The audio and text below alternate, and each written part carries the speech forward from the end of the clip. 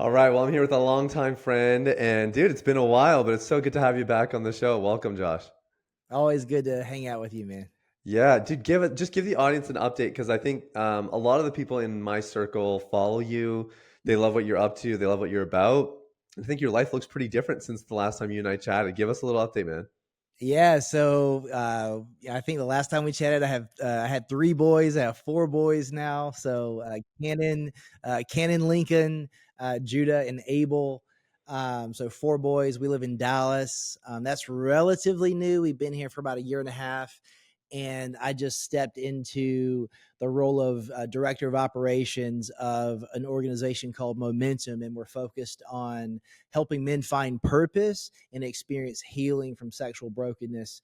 And that's obviously a very multifaceted, nuanced thing, but I really believe that if people understand who they were created by and what they were created for, it's going to be so much easier. Not that it's a quick fix, but I think it's so much easier to say no to the things that rob you of peace, purpose, joy, and satisfaction. It's easier to say no to those things when you really know what you were made for. So that's my hope for all people, but we're really focused on men. Man, it's amazing. And you also left out that you became an author the last little bit too, man. Yeah. Congrats. Yeah, thank you so much. Yeah, so the book came out March 6th. So it's called 7 Lies That'll Ruin Your Life. And really the synopsis is obviously taking my story into account, but really it's like, hey, here is what the world is promising that's going to bring you satisfaction.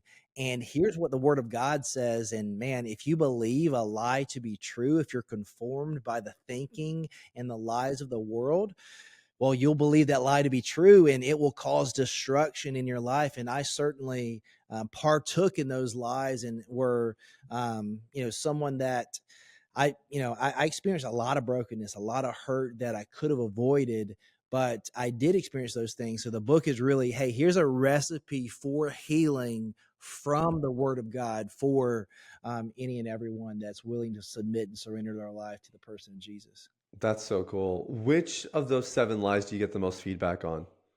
Yeah, so I mean, generally like the intimacy chapter. So it's just this, counterfeit intimacy, and it's really like it remind it, even though like I'm borrowing from another chapter, it really makes me think of Exodus 32, where you know Moses is getting the Ten Commandments, and Aaron and his band of misfits are down there waiting impatiently, and they decide to create a golden animal, and they fashion all this jewelry together, and they call this golden animal, this golden calf per se, they call the animal Elohim. They refer to him initially as Yahweh, but then when they call them Elohim, they're truly saying, hey, we are saying that this is the God that delivered us out of Egypt.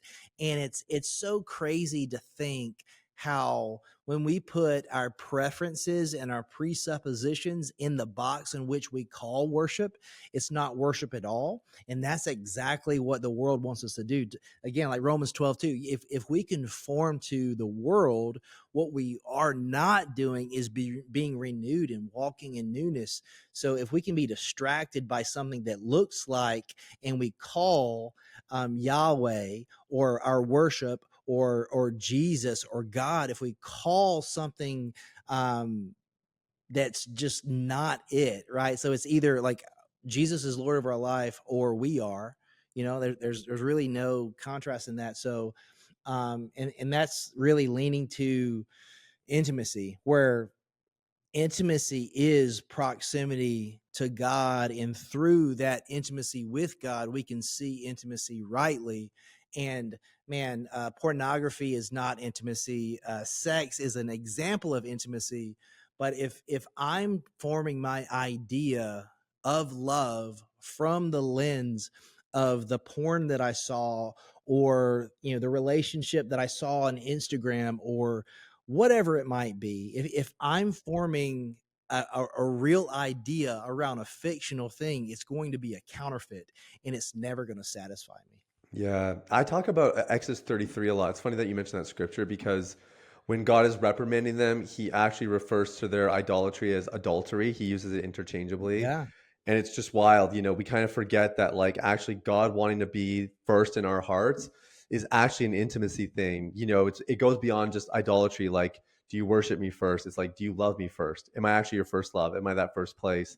And Yeah. it's cool you Yeah. mentioned that scripture. Yeah. Yeah, and that points to Matthew 5. It's when he's saying, you've heard it said, but I say to you. It's like you think that adultery, through the lens of your understanding, like speaking to the Pharisee and the Sadducees, like to your understanding, is if, okay, well, if it's with a married woman and I get caught, and it was after 3 p.m. or whatever, there's all these speculations that I put in this box that, if it's this, then it's bad. It's like, no, no, no, you're missing the point.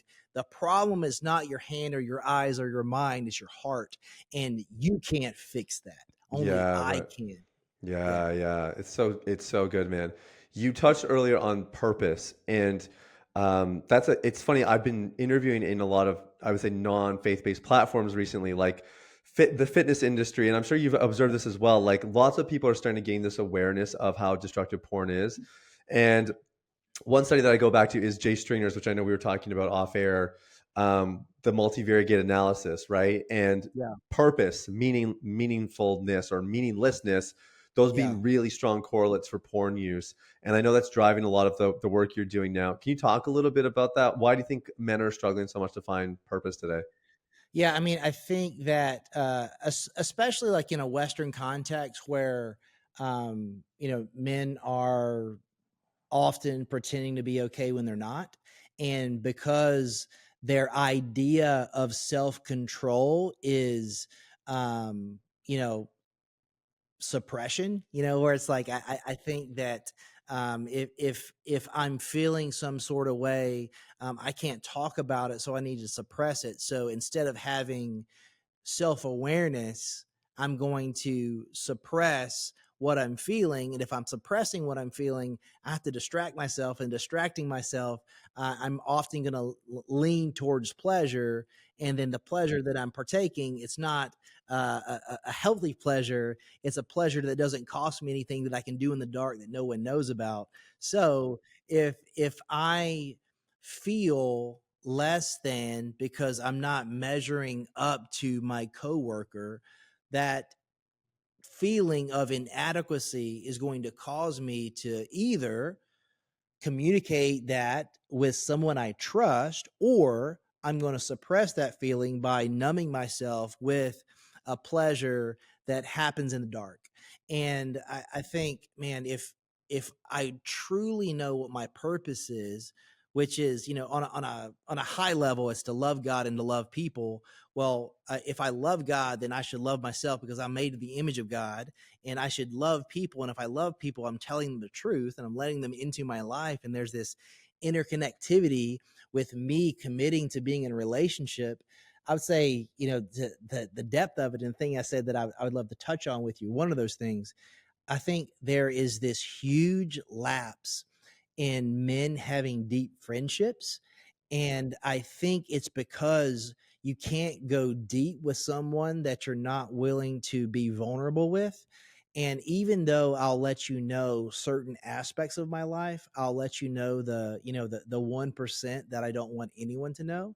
And like that will be the bridge that deepens our relationship and actually brings healing to me and maybe freedom to you. Um, but I think it all revolves around, what is my purpose in life? Is my purpose in life, that's the first chapter of my book.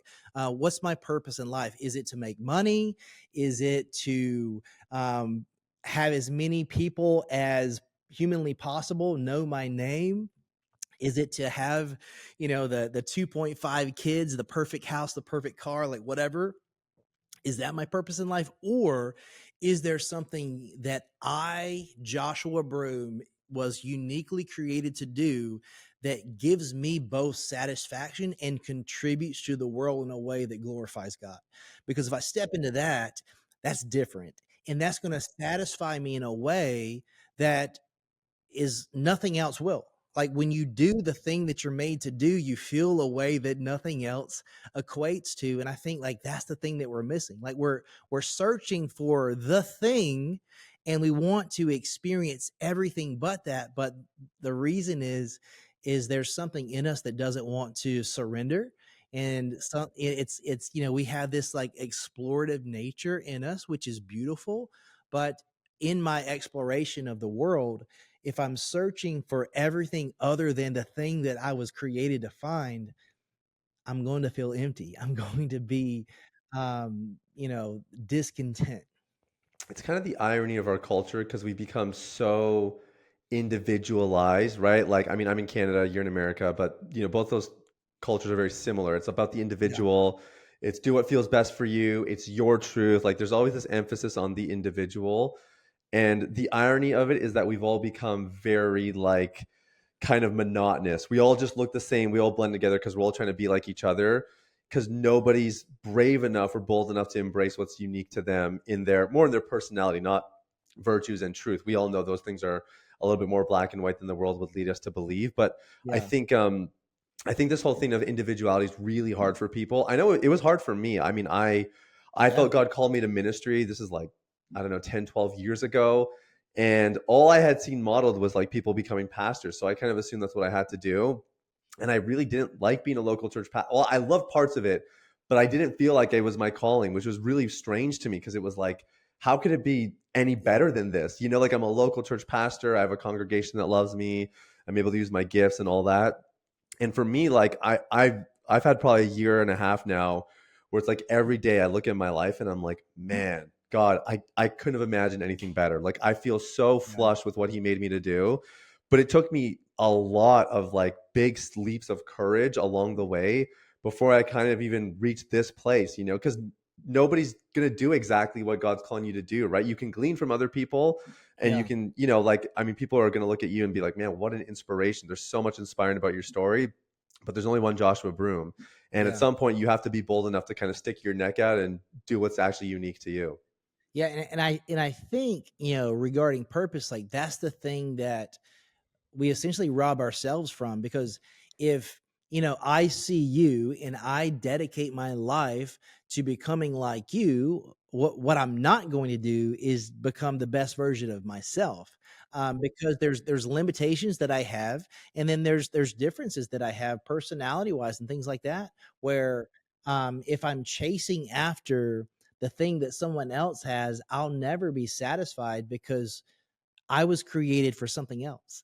And I think like that's where we really miss it. I mean, because at the same time, man, like to become individualistic is scary, because there's only one thing that you're called to do. And that doesn't mean that you can't learn from others. That doesn't mean that you can't try methodologies that other people have implemented. That might get you to that place. But if I try to take the blueprint, which is your life, and replicate it, it's going to lead me probably not to success. It's probably going to lead to my detriment, because I mean, that's what I did. I didn't have money and I thought, well, if I become rich, I will be satisfied. And then as I'm going through life, like I didn't, plan on becoming a porn star. I lived a very promiscuous lifestyle. I had brokenness in my life regarding my father, and I tried to overcompensate and to medicate and to do these things. And I was, a slave to my feelings. And I was chasing after the success and the happiness that I saw in other people's lives. And I got to a place where, okay, like I can't imagine myself being any more successful in, the porn industry. I won the awards. I had, more money than I ever like imagined having. And in that moment, I was the most miserable I've ever been, because I mean, it's a really hot take on this, but man, like when you think of like Romans 2:4, it's like his love, his kindness, his patience leads us to repentance. I think in a way, like God said, okay, if you think this is going to satisfy you, here, like, I'm gonna let you have it so that that when you have everything that you think is going to satisfy your soul and it doesn't, that's going to be the most miserable you've ever been. And I think that's why suicidal ideation is such it's at an all-time high, because there's kind of this whole conversation we're having. People are trying to become people. Not, I'm not trying to become the best version of myself, or I'm not trying to obtain my dreams. I'm trying to emulate other people. Like we see even in the content space, it's like more and more people are getting away from creating like individualized content, and we react to things. Someone says something, we watch it and react. And I think that is emulating where society has gone over the last 10 years. It's like there's not this prize, or like this longing to be individually creative. And then sometimes when people are, it's like you don't know how to process it. It's like, wait, that's different. That's not right. You can't say that. You can't do that. But that's what Jesus did. Yeah, yeah. What do you think stops people from doing that? Because I guarantee there's some people listening who are like, they feel that shaking in their heart because they're like, oh shoot, that is me, and I have been doing that. And but I think we all have that longing and desire to be loved, affirmed, and Yeah. accepted just for who we are, But it's there's a lot of things that I think stop us. What do you think are some of the top offenders there? Yeah. There's this Levi Lesko book that, gosh, what was it called? It was, I forget the title of it, but he just talks about how like running towards the roar. And it's like, fear is the thing that is kind of multifaceted, where fear can be this awakening of, like, rightly processed, right? So like the fear of the Lord is the beginning of understanding. The fear of the Lord is this place of cleansing. The fear of the Lord is the place where I can actually become the closest to God, because I see him rightly, because I'm having reverence and understanding. And there's cleansing, and where there's cleansing, I can see clearly. And it's like, I think when you're pushing towards something and you're getting close to something new or something you desire, um, I mean, for me, I like when I was going to propose to my wife, that's probably the scaredest I've ever been. And I was like probably 99% sure she was going to say yes. But that 1% that she would have said no, it would have crushed me. And I think like that the fear that you feel, it's healthy because it matters.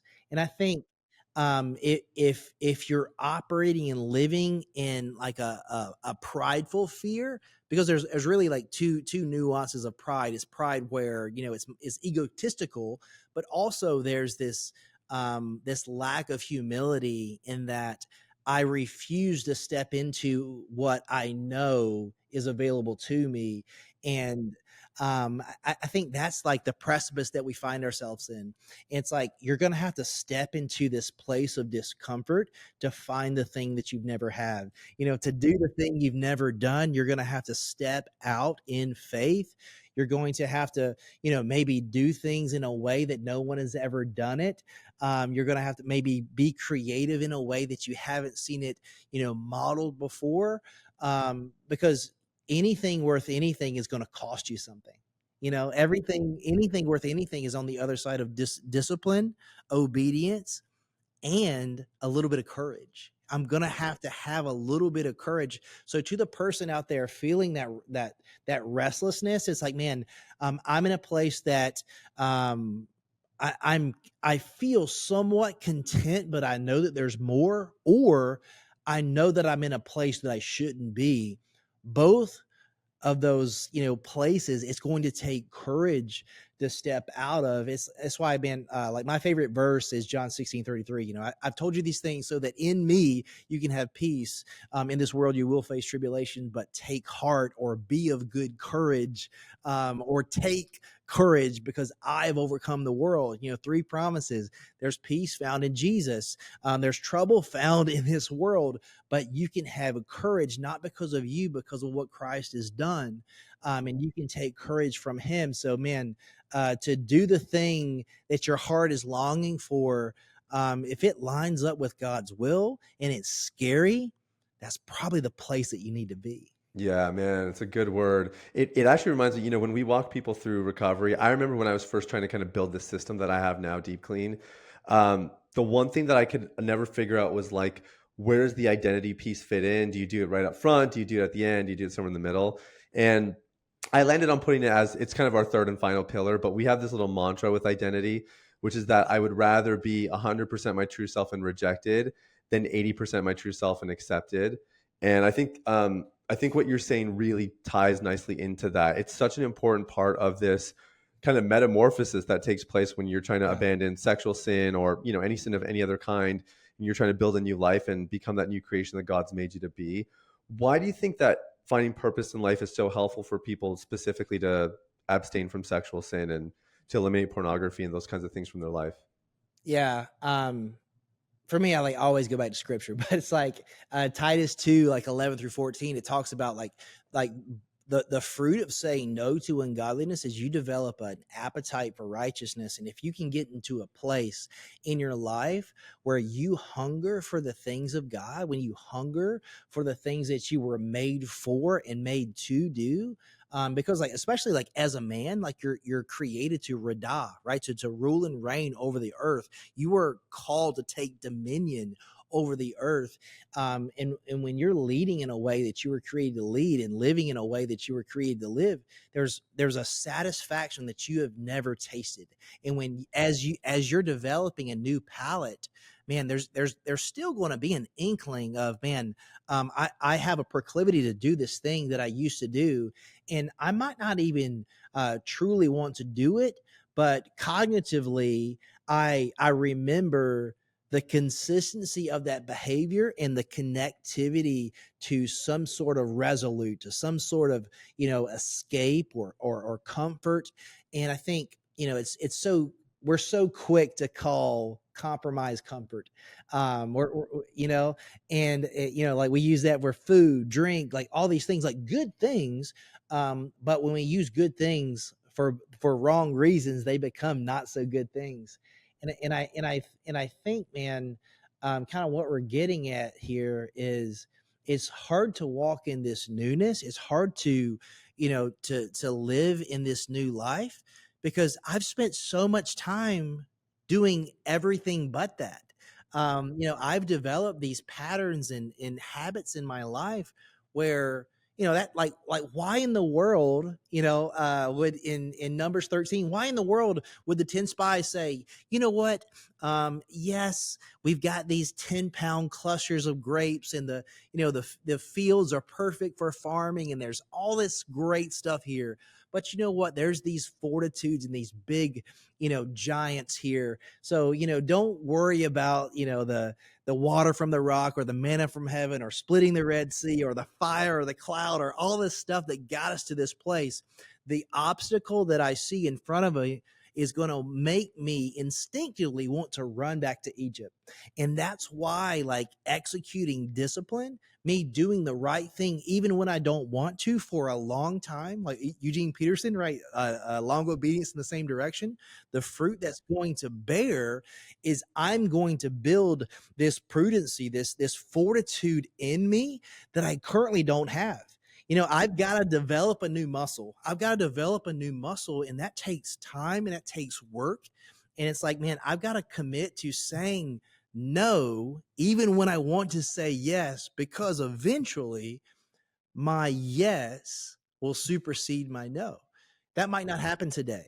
And I might stumble a few times on the way, but I have to remember, and I'm not who I used to be. That's not who I am. Right. Yeah. It's so good, man. I was just thinking as you're talking, like, because you and I met, I think we were saying 3, 4 years ago, and the messaging around men and masculinity has actually shifted even just in like a few years. It's kind of wild when you think about it. Yeah. So I think the not-for-profit, what's the not-for-profit you're starting again? What's it called? Momentum. Momentum. So I think there's a huge need for momentum, and I love the name as well because I think a man with momentum is incredibly powerful.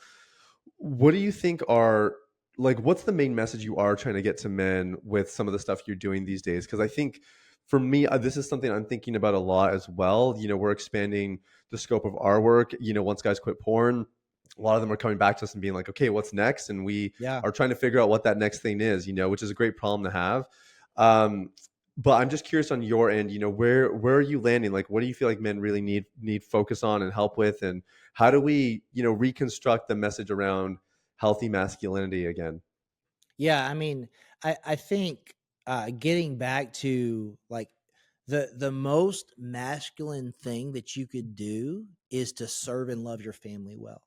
And like that being like unfiltered and like unapologetically true. It's like, man, I am winning. Like for me, like I am winning in my life if I'm serving my wife and if I'm loving my kids. Am I being intentional with my time? Am I protecting my time with my wife and my kids? Am I leading my home well? Like if that is my first priority, like that is the place in which masculinity will be birthed, because that's what I'm created to do. If I understand hierarchy, where I'm surrendered and submitted to the person of Jesus, I'm loving and serving my family, and then from those things, everything else overflows. I think that's where it's at. But also, I think in today's age, what I'm discovering is, I mean, there's droves of people coming out of OnlyFans saying, okay, I'm done with this.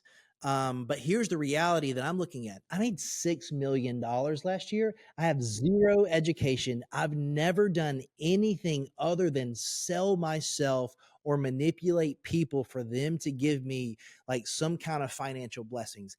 I have no developed skills or talents. I have no education. What am I supposed to do? You know, like what am I supposed to do?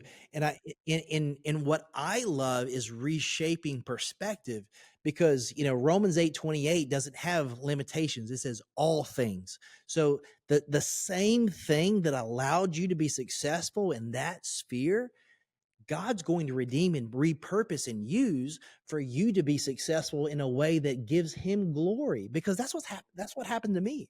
Like, me shaping my ability to communicate when I was 13 so that I could do commercials in theater changed into me communicating at a high capacity in strength conditioning facilities and CrossFit gyms, and then me preaching and speaking. And it's like, man, God redeemed those things. And where I didn't see, well, I wanted to not have a strong Southern accent, and I wanted to be able to communicate clearly so that I would get a commercial. It was a selfish thing. It had nothing to do with God, but God had everything to do with me. And I think like that's just allowing people to say, like, sure, yes, you might need some education, you might need an internship, you might need to do some practicality, some work, but it is untrue that you have a clean slate with nothing to work with, because everything that you've done, there's gifts and talents that God has given you that you've misused, yes, but you've been using them. So let's reshape your thinking. And I think by doing that, you're going to find, because man, at the end of the day, you find a broken person that feels like their life was over because they lost, the thing that they woke up in the morning at one point in their life. They thought, well, the purpose that I have in my life, it's gone. I've lost access to that. I'll never have it again. You give them a practical next step towards that thing they thought that they would never have again, you're going to see the most driven, committed individual, and they're going to be more successful than someone that's never been through anything. I mean, that's my story. That's your story. It's like, man, because of hardship, I can say, okay, God, let me take inventory of everything that I've done, everything that I've had, all the experiences that I've had, the good, the bad, and the ugly. God, here's all of it. Let's sort it out. And God, now what would you have me do? But also, I've got to put myself out there and have people speaking into my life, like help me see myself rightly. Yeah, yeah. I want to touch on what you said about the family thing because I think that's a big deal, and I know that's part of your story. Like coming from, you lived in a small town, and your Super. dad wasn't around, right? But he lived in the small town. Am I, Yeah, did so that I, was did I yeah, get that that's right? what was Yeah, so that's what was unique about me. So my mom had me at 16 in a small town, which my dad lived in. And, so like he gets married, when I'm 2 and has another kid when I'm 4. Still living in And the small then town? still in a small town. But like, my mom and I, like, she's working at a restaurant, like struggling to get by. He's from a very prominent family. And then he, all of a sudden he builds this, from my perspective, the life that I only thought, existed on a Hallmark channel.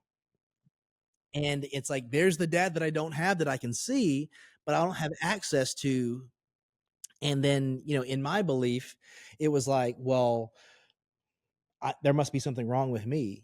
I must be inadequate because, he's got other kids and everything's going great over here. He just doesn't want anything to do with me.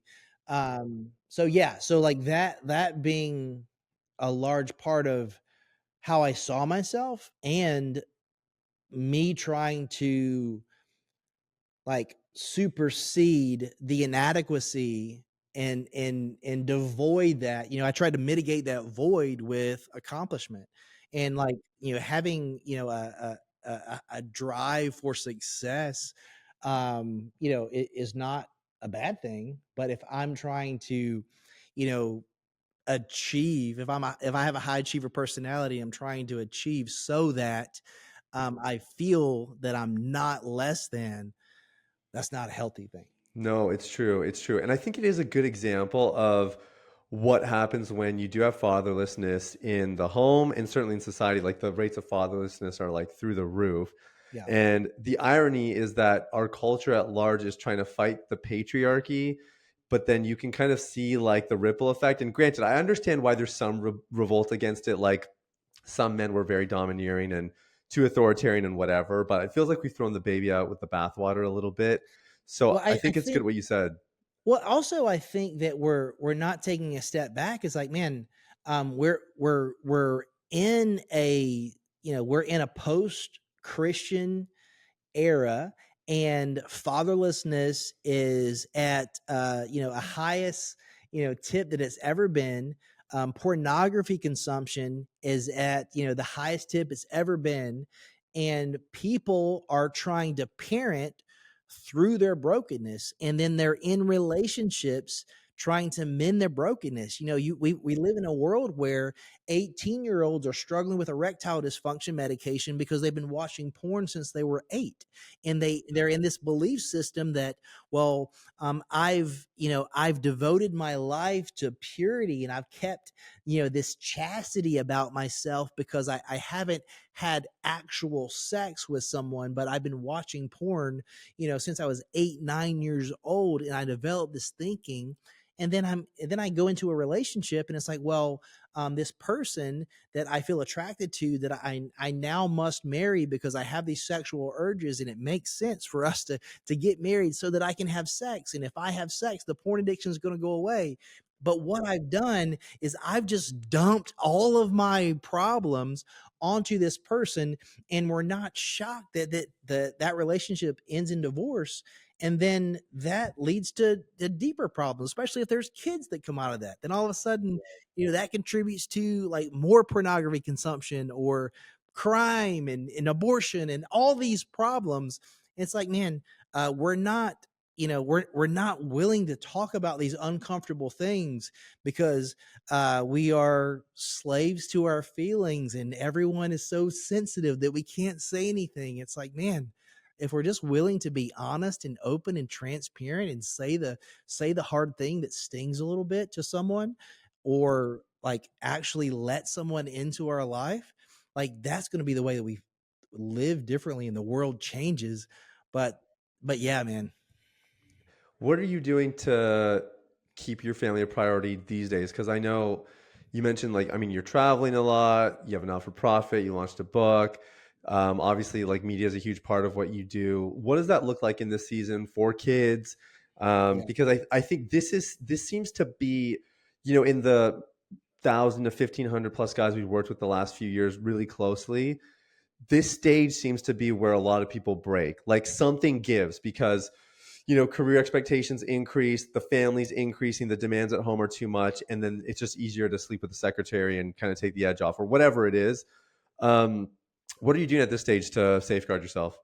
Yeah, I mean, I think um it's a few things. So number one, I try to live a life of no secrets where, like my social media, my phone, like all the things that I have, multiple people have access to them. Um, I think that just as like simple things, it's like when I get home, like I don't take meetings generally after 4 o'clock. It's like so like at 4 o'clock, if you need something, unless it's emergency, you know, uh, I'll get with you tomorrow. I try not to do anything after 4 p.m. And then on Saturdays we do, for the most part, like we do tech free like Saturdays. Like we don't do like screens or anything like that on Saturdays, and are just real intentional with our time. But for me, just like guarding that time is important, but also like having check-ins with a few friends. It's like where I'm gonna say the thing that maybe I didn't act on it, but I thought about it, or I was frustrated, and that frustration led me to think something I shouldn't have thought it. Um, I think like with that, like if you like with me, like being so extroverted, like as I process as I speak, and if I internalize, it's generally detrimental for me, and that's where that's where the enemy can really attack me. Like my mental and emotional my mental and emotional health is at its worst when I spend too much time internalizing. So for me, I always like there's a few guys where I'll get with, at least once a week, sometimes more, and say the stuff, like here's what's rattling around in my head. Here's what I'm thinking. This is what happened. Um, and I think like it's simple as that, man. You got to have people that like truly are in your corner, but like you have to like let people into your life and say the weird thing, or like say the hard thing, or like because what I found is the thing that you feel like is unmentionable, that's exactly what Satan wants to use as. Yeah, like, if you keep in the dark and what is true, what is in the dark will fester and grow, you know?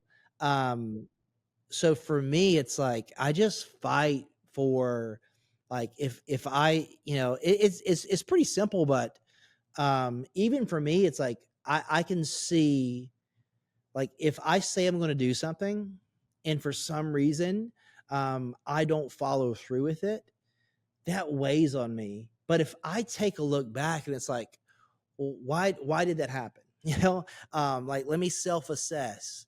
Like maybe there was a legitimate reason that it didn't happen, or maybe it was a triage of things. And I heard Craig Rochelle talk about this. It's like, if I didn't read my daily affirmations, like when I woke up, then I didn't have time to do this, and then I didn't have time to do this, and then I was in a bad mood, and then I was short with my coworker, and then I yelled at someone, and then I was late at a meeting because I was apologizing for yelling at someone, and then I got pulled over by a trooper, and I yelled at the trooper, then I got arrested, and then all of a sudden I find myself I'm arrested. Why? It's because I didn't take the time to set the tone for my day, doing the thing that gives me peace. Yeah. Um, But this is a great example of what we were talking about yeah, earlier, where knowing your individuality is really helpful, yeah, especially when it's like, because like you said, men are actually pretty bad at forming deep relationships. yeah. I find, especially at this stage, like, I don't know what it was for me in my 20s, it was a little bit easier to go deeper.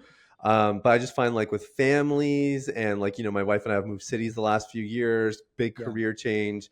And yeah, really craving that in my life, wanting those deeper connections. And I think these are the areas where like you have to really embrace that. And I think even the little piece you just gave about being a verbal processor, so that actually when you come to these meetings with your other guys, you maybe don't even know what you're going to share, but there's probably something that needs to be processed, something that's lingering around in your mind that's been nagging at you, and you have a place where you can get it out.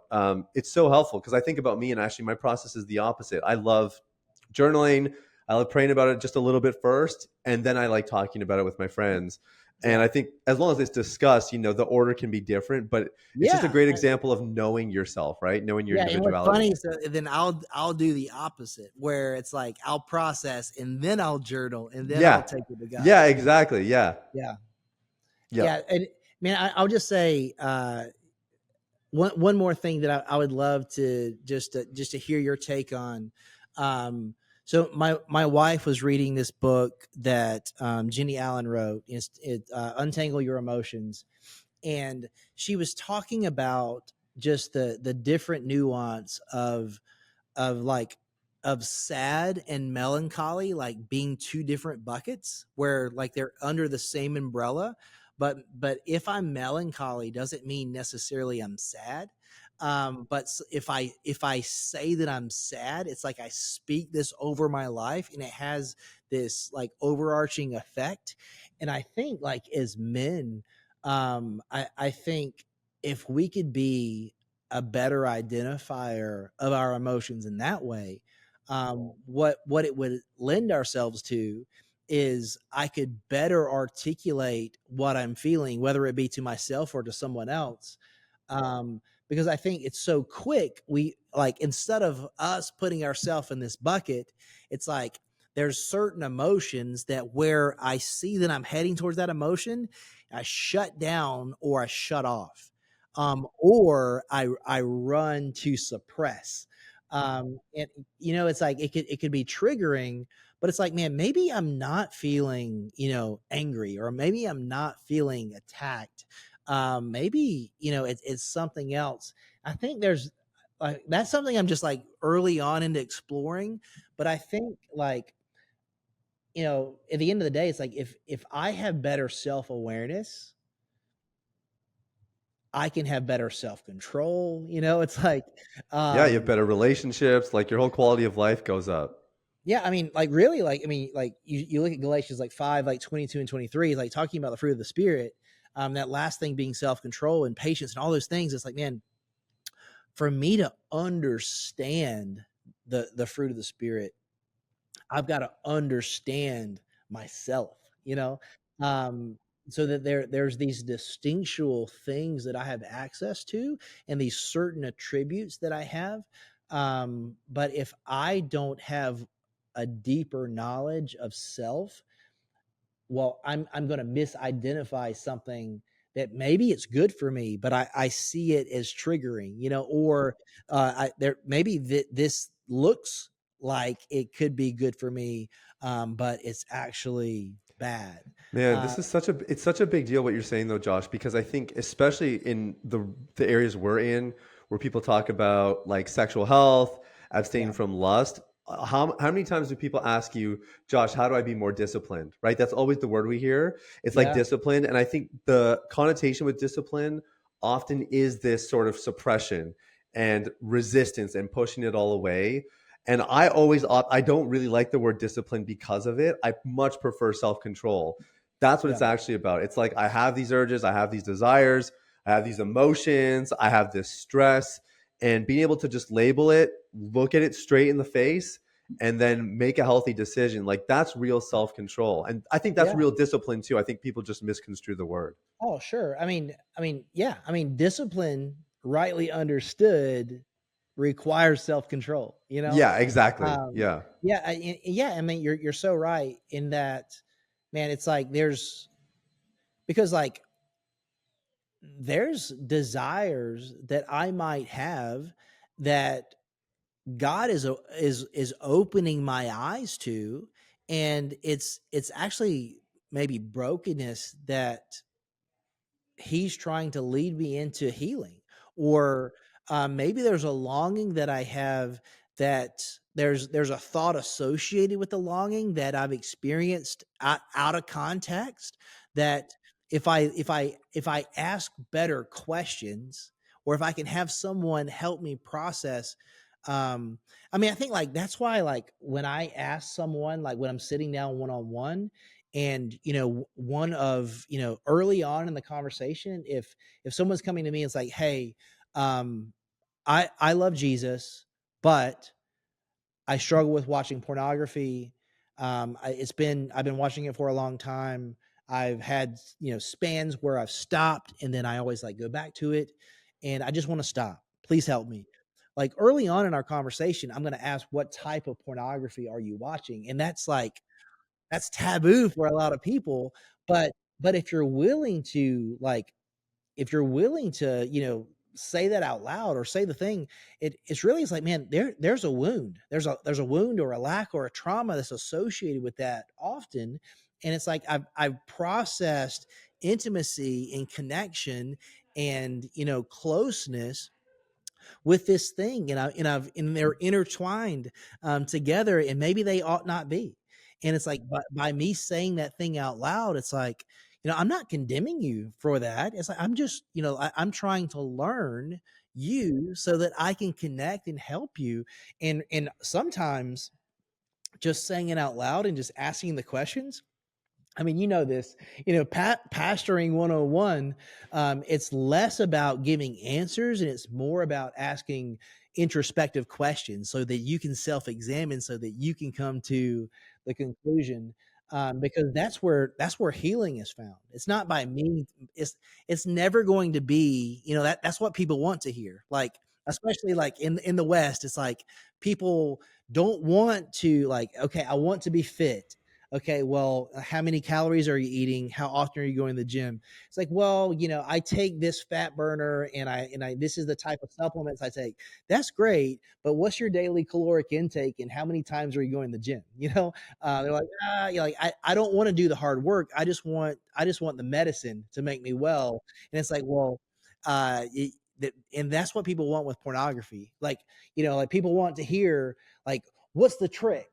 uh like, well, it's a decade worth of, some wins, some losses, some trying some stuff that worked, trying some stuff that didn't work, being honest with people, like processing some hurt, finding healing, deliverance, like all these stuff. Like, there's not a one-stop shop. I think, like, that's where we missed it in the church, where, like, people want, like, a systematized, PDF that's going to provide me with healing. It's like the answer is individualistic. And until you sit down with a person one on one and hear their story and hear their brokenness, you'll never be able to give them the answer. And that's why I love what you do. It's like, man, you've got to go deep to experience cleansing, because you're never going to eradicate, sometimes, for some people, they've been in this behavior half of their life. You're not going to eradicate a behavior that is so intertwined into the DNA of how you process emotion on a daily basis. You're not just going to kick that habit, by hearing a definitive, like, a one sentence statement. It's not going to work. um but yeah. Yeah, I agree 100%, and it is why we do what we do. Why I'm switching gears just a little bit here as we kind of land this plane. You've been doing a lot of posting, or I've seen you post more about some friends of yours, former colleagues that were in the industry that are dying. Yeah. And we talked a little bit earlier about suicide ideation. That's on the rise just in general. But then there's this interesting contingent of porn stars that really, they honestly, they'd be a fascinating case study one day for some clinical trials, Yeah. because the anguish and the things that they go through mentally, I feel like, are very unique and probably not something a typical person could understand unless, like you, they've had the experience. But why, I guess my question is, why are so many people in the industry dying so young? I think it's because you surrender your dignity. And what I mean by that is, so the porn industry is built around manipulation and coercion. And to be successful in that industry, you're you have to be willing to say yes. And when your identity is around and becomes, exclusive to me selling myself for sex, every time I say no, I potentially cut myself off from a relationship. And there's this self, doubt of, well, if I say no once, will anyone ever say yes to me again? And what ends up happening is my no loses all validity, and I only say yes. And I only say yes because I think that that is, regarding selling myself for sex, that's the only yes that I can give, because my no longer warrants any validity, and I continue to say yes and yes and yes.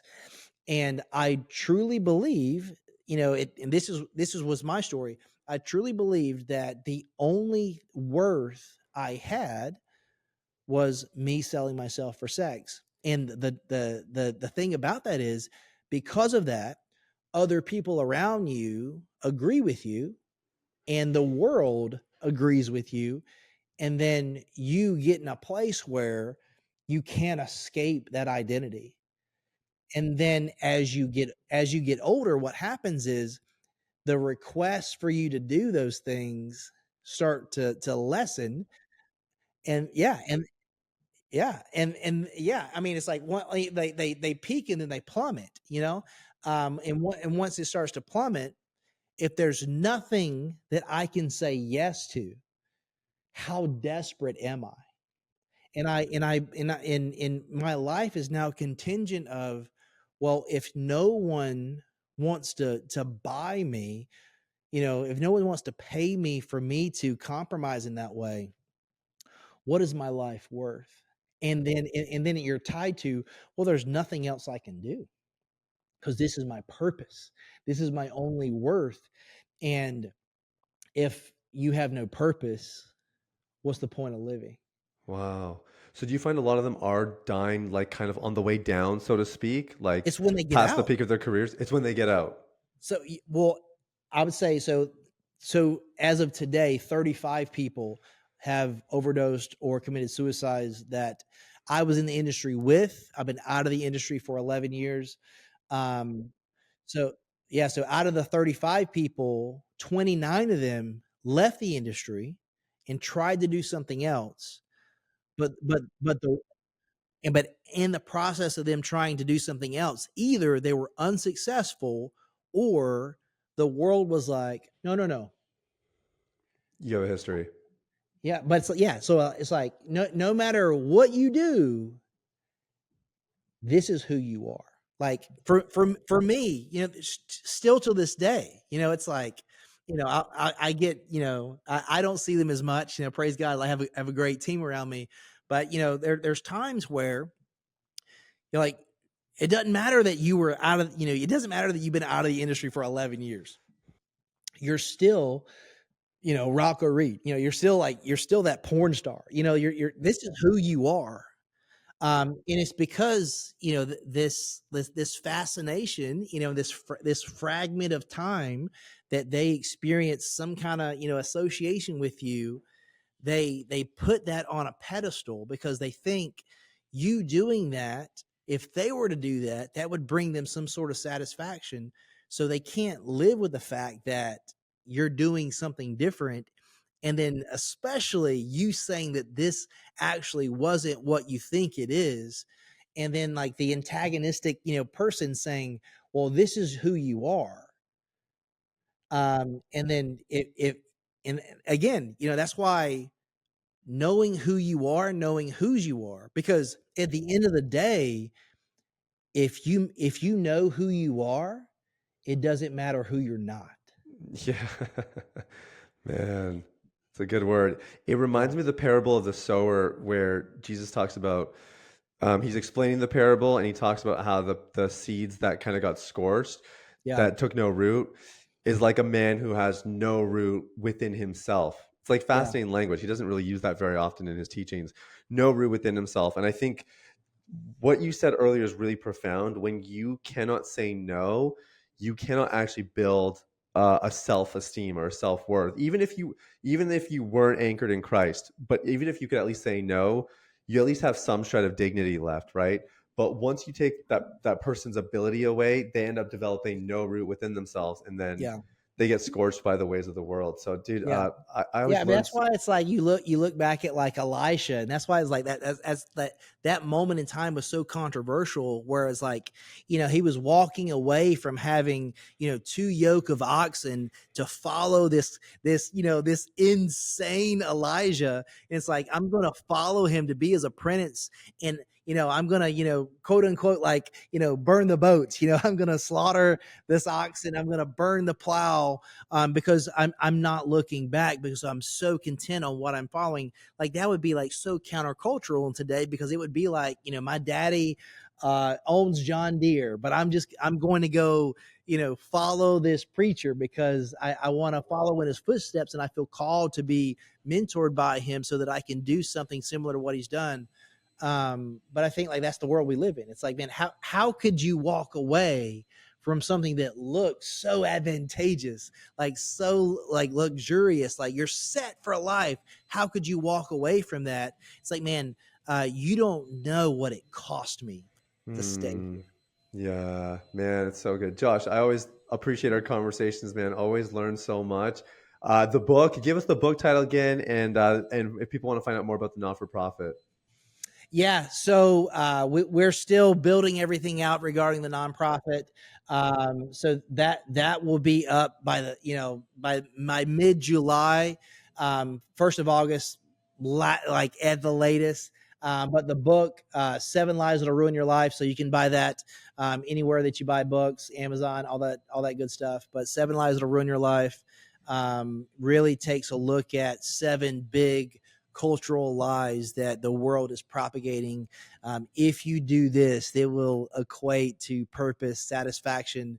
But man, there's a truth that's rooted in the Word of God that will supersede and destroy that lie.